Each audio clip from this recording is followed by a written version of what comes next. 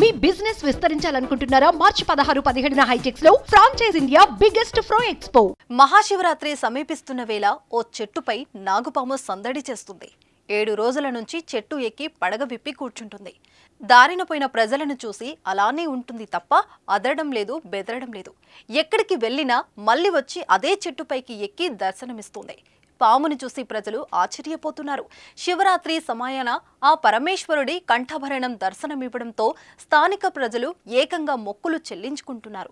ఈ విచిత్రమైన సంఘటన మెదక్ జిల్లా కౌడిపల్లి మండలం బుజిరంపేట కుకుట్లపల్లి గ్రామాల శివార్లోని పొలంలో దర్శనమిస్తుంది.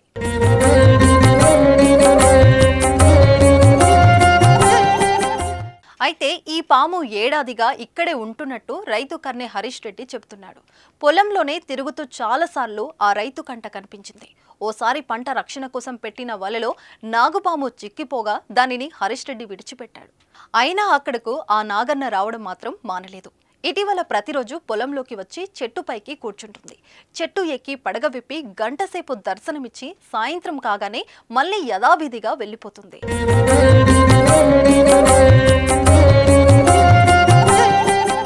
గ్రామానికి చెందిన మహిళా కూలీలు చూసి చెట్టుపై పడగతో దర్శనమిస్తున్న నాగుపాముకు మొక్కుతూ తన పని తాము చేసుకుంటున్నారు. అయితే ఈ పాము ఇప్పటి వరకు ఎవరికీ హాని తలపెట్టలేదని స్థానికులు చెబుతున్నారు. చెట్ల పొదల్లో పుట్టల్లో ఉండాల్సిన పాము ఇలా జనం మధ్యకు వచ్చి చెట్టు ఎక్కడం చూసి జనాలు ఆశ్చర్యపోతున్నారు. ప్రస్తుతం ఎండలు మండిపోవడంతో వేసవి తాపాన్ని తట్టుకోలేక ఇలా చెట్టు ఎక్కుతుందని పలువురు భావిస్తున్నారు. ఏదేమైనా శివరాత్రి సమయాన నాగుపాము పడగ విప్పి దర్శనమివ్వడం కొత్త చర్చకు దారితీసింది.